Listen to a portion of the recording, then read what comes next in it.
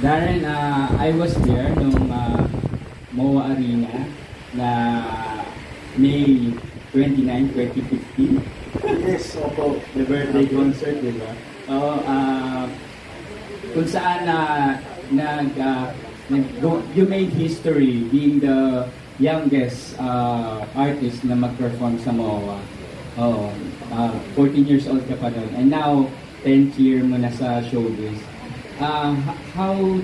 Tapos dito ulit sa big venue ulit sa Araneta. How different yung kamusta yung feeling yung back then and now, yung kaba, yung excitement, how is it? Ako po, walang naiba talaga sa kaba. Parang it's always something that's there. Kahit sa mga smaller venues or events, yung parang basta kakanta ako or magpo-perform, kinakabahan ko talaga ako, nakakaba talaga. And of course, this time I'm staging a concert at the Araneta Coliseum, which for me is really a big deal. There's that certain pressure po talaga, but at the end of the day, it's all about enjoying the experience, being present. Ano ba yan? May langaw. Sumama yata sa show na.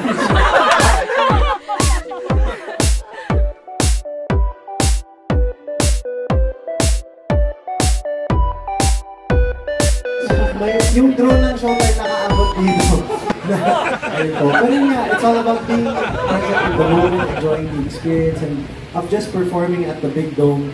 And ayun nga po, excited ako kasi we've created this lineup months ago pa po. Talagang we've started preparing months ago.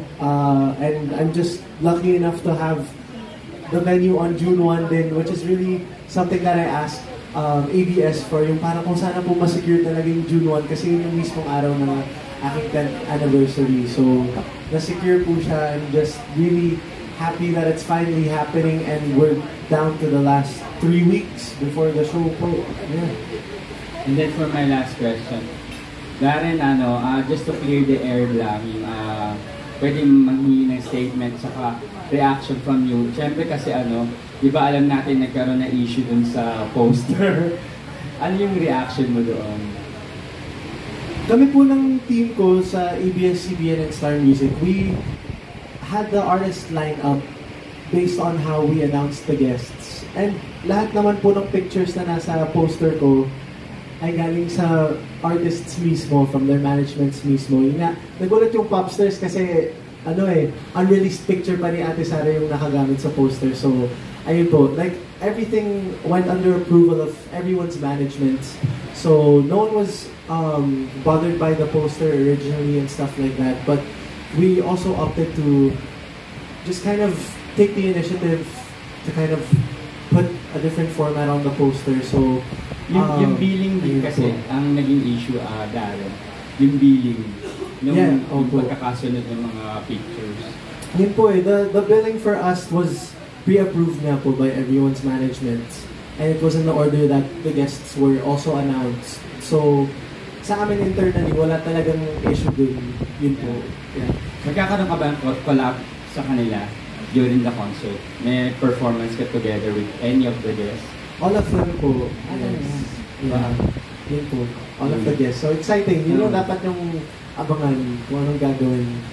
Thank you, Darren. Congratulations. Salamat po. Thank you so much. Salamat po. Maurice and Anthony, you guys are one of the people that I can always trust and just hang out with, always just chill with. And of course, to Kuya Eric, Tito Ogie, Ate Vice, yung mga haligi sa industriya natin, yung mga icon. Maraming salamat po for all the kind words.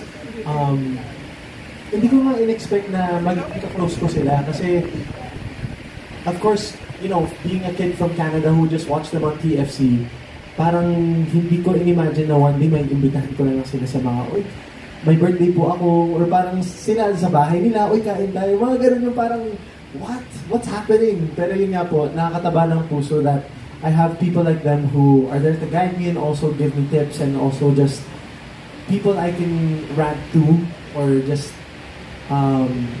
share my thoughts to. Ayun po, people I can trust as well. So, they're just a few of those people. And ayun, maraming salamat for the video greetings. Thank you po. Grabe. Parang birthday mo nga, no? Which is nice. We love to share the love. Especially when your birthday is coming up very soon. And yun nga, sabi ni Kuya Eric Santos na, you know, a lot of artists come and go through the years. And only a few people get to experience 10 years in the industry. And how lucky are we that we get to witness your 10 years in the industry. But also, as part of your career, you're part of Star Music as well. So how does it feel to be part of the Star Music family, and what does that mean for your music? Yeah, I've done so many collaborations with Star Music before. I officially became part of the family, and yun nga po, I'm just so happy kasi right now I'm releasing so many songs that I've personally written, and other ideas for both the promo and the production, very collaborative with the whole team. So ayun po, I'm just really happy to be part of the Star Music family. And grabe yung support nila dito, lalo na sa D10, like hindi ko po talaga in-expect. So maraming salamat to Star Music. And yun nga po, I'm just looking forward to all the projects we have together in the future as well. All of us then, we're very excited in some future projects mo. Yes. But the most recent one, of course, being the concert, which is D10 happening on June 1st. And we've been talking a lot, no, guys, about yung concert na to. And I'm sure yung mga media friends natin, very curious na sa mga pasabog mo, mga preparations mo for the concert. So now we are going to do our Q&A with our media friends. So we have a list of pre-submitted questions here with me. And I will call you on and you can ask your question to Darren himself. Yes, may mic naman kami. Okay. So ready ka na ba, Darren? Yes, ready. Ready. Kayo ba, guys? Ready na ba kayo? Ready na sila. Pusok na sila eh. Oo, true. Parang sarap na ng kain nila. Okay, so our first question is coming from Joem Madrazo from Fitness Lifestyle Davao Digital Creators. So Joem, are you here? Nandito po ba si Joem? If not, I will ask the question for Joem. Wala daw. Ay, wala daw. Okay. Hindi ako pula. Okay, so the first question coming from Joem is, how many hours a day or how many times in a week do you prepare for the concert, and how do you keep yourself healthy? Wow. Very good question. Ako mismo hindi ko alam kung paano sagutin yan eh. But I feel like through the grace of God, hindi naman ako nagkakasakit recently. Maraming salamat po. Awa ng Diyos. Kasi dami talagang nangyayaring hirap sa buhay ko aside from the concert preparation. So, maintaining my health really is one of my number one priorities right now. But we also started doing the dance rehearsals for my concert last month po, before I started other things like yung mga, ito na nag-fly pa ako to Germany and stuff like that. Just so that I have a gist of what I'm gonna be doing as a concert. Ipo-polish na lang later on. So, it's really a balance of finding time for yourself and then finding time to rehearse. And then other things, nagkakagulo-gulo na sa schedule, but it's really just priorities, you know? So, kahit na kailangan kong gumising ng maaga, I make it a point to go to the gym. It's not just for, you know, physical fitness, for the aesthetic. It's really for my overall health, yung stamina ko sa concert, to be able to prolong dance numbers and stuff like that. So, ayun, those are some of the preparations I'm doing for my concert. Also, I'm gonna start vocal rehearsals and band rehearsals and vocal coaching soon. So it's stuff that we're all very much excited for. Yeah. Oh, grabe yung waking up super early to go to the gym. Kasi, kunwari, if it's before showtime, I have to be showtime dati, 10:30 yung call time kasi 11 yung live. So, I have to wake up at 7 or 8, mga ganun, para tumakbo, mag-lift, or whatever. So, ayun. That's like early 20s energy. Oh, grabe. Kasi after showtime, yung iba, like the Darenatics, nagugulat sila, may ganap pa ako after showtime. My day doesn't end after showtime eh. At saka, at least minsan, if may free time after showtime, I can do whatever I want na. Kasi the gym, it's out of the way. That's how I started my day now. That's a good way to start the day. Yes. Okay. Next, the question coming from Mommy Jo of JoeBansol.net. Is Mommy Jo here? Hello po. Okay. So we have our mic, or Should I give my mic? Okay, my mic na lang. Ayan. Ayan. Thank you, VJ Sam. Of course, very hardworking talent. Thank you, DJ Sam. Congratulations, Darren, on your 10 Thank you po. Salamat po. Oh, we're so excited for you. Thank you po. Siguro my question is, in the 10 years, do you think you have achieved your goal in your music career already? O meron pa? At saka, are there some more up your sleeves that you're hiding that you're going to unveil in this concert? We're excited to see kung meron kang surprise.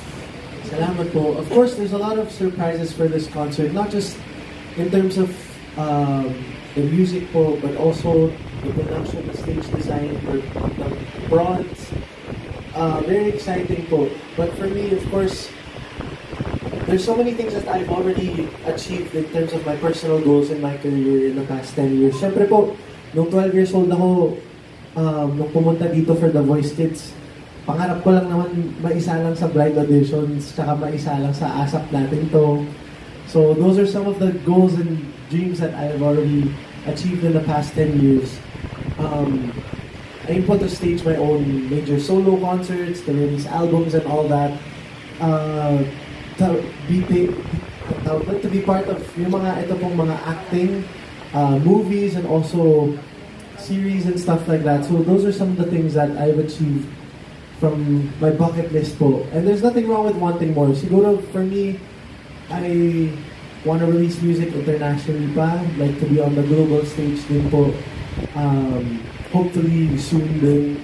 So those are some things that I want to achieve pa in my career as well. And also in terms of my personal life, siguro to be able to continue my studies kapag may time na talaga para matutukan ko po. Kasi I stopped after high school. Sakto rin, 2020 was the year that I was supposed to enroll for college.